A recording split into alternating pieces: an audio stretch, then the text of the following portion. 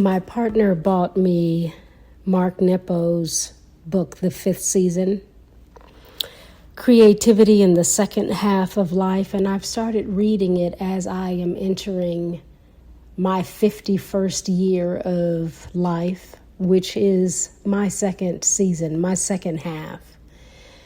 And as I think about it, I'm contemplating what's different, because it really does feel different. We're here at the start of 2026, this new year, which is symbolic of the year of one. When you add all the numbers up, the year of one.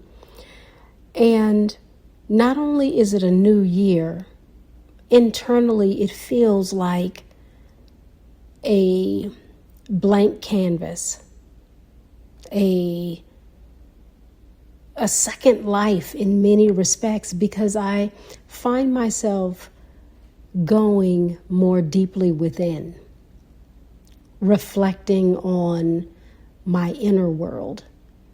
Of course, through time, we have goals, we pursue education if that's our thing, we build careers, and we have professions, and we secure jobs. We do all of these things as we seek to have and make a name for ourselves, as we seek to have stability and a life that we can be proud of in many respects.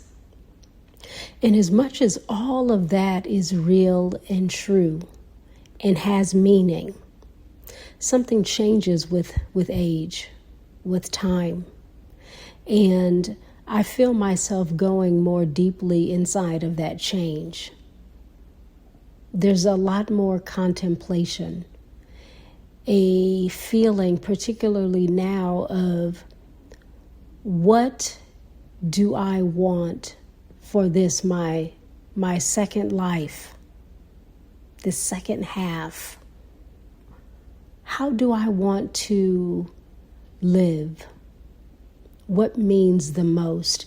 And what I continue to hear and what rises within me is a deepening of my spiritual self, a deepening of my spiritual practice, which is a reprioritization of how I spend my time, of where I place my energy.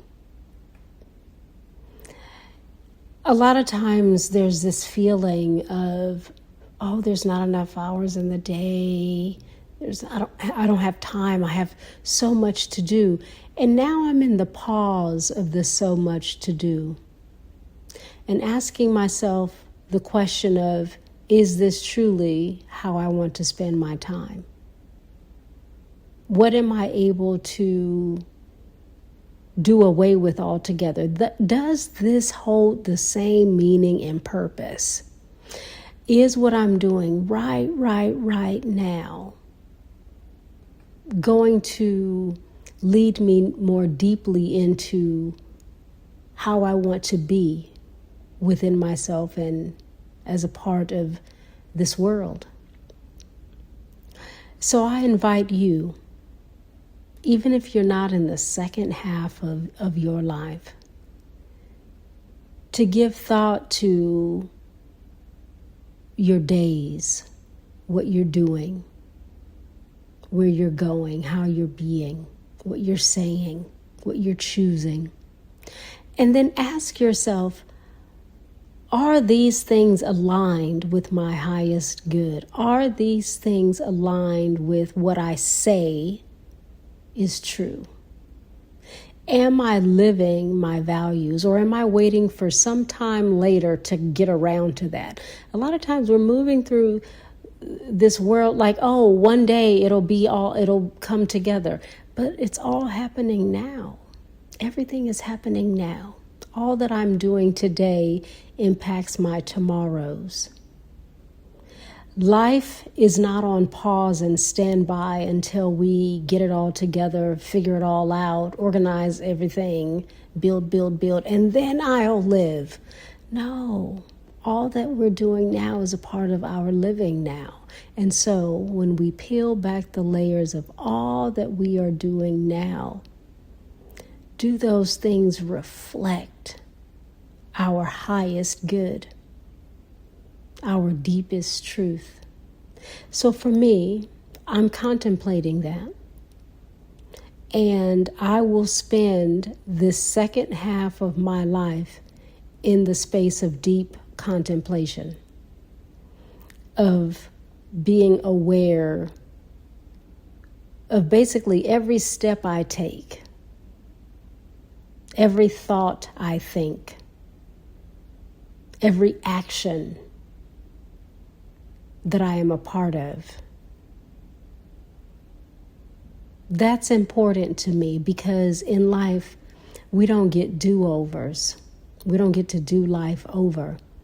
And in many ways, this second half, it's not a do-over,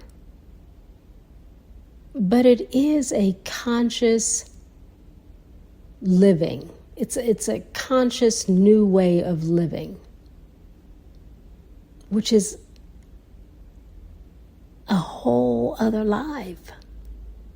Not that there wasn't conscious living before, no, but at 51, which I'm not there yet, it's coming in a few months, it's different. My focus is different.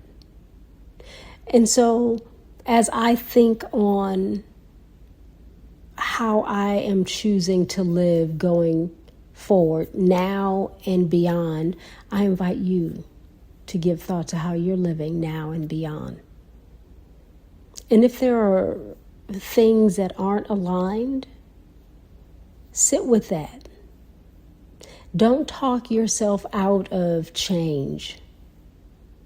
Don't talk yourself out of growth, but talk yourself into the practice of new things, the practice of cultivating something that's going to tend to the garden within you. We all need that. And that's not something that can come from the world outside of us. It's not an external, exterior thing. It's an interior matter. Like peace and joy, right? Calm, abiding. Those are interior matters. Our peace does not come from the outside world. Our joy does not come from the outside world. Our gratitude does not come from the outside world. Those are all rooted on the inside. They may have external faces, right? Manifestations that one can see externally, that is true. And yet the growing place and the place where we cultivate gratitude and joy and peace and calm, abiding, those are internal, interior. And so as we start a new year, may we start anew within. And there's nothing to do. There's nothing to buy. You don't have to pack a bag and travel. It's sitting in the still quiet of your mind and just giving yourself your attention, thinking on your life, reflecting. Maybe you journal about it. Maybe you speak into a voice memo. Whatever it is, you give yourself thought so that you can live more fully and more integrated. That's what I am practicing. That's the deepening I'm diving into. And I invite you, if this resonates, to give yourself some inner thought and time. Because we deserve that. It's accessing the beauty of our world within. It's being rightly guided from an inside place. It's connecting to the magic of life. It's being aligned and feeling more holy unto yourself. And of course, the ripple effect, the domino effect of cultivating our inner is that even the world on the outside, the external, benefits from the light. So yeah, I invite us to give these things some thought, to pause and be with how we're living and being and thinking and feeling, and to begin cultivating something that feels deeper, richer, more holding. I wish that for myself, and I wish it for you. I wish it for you.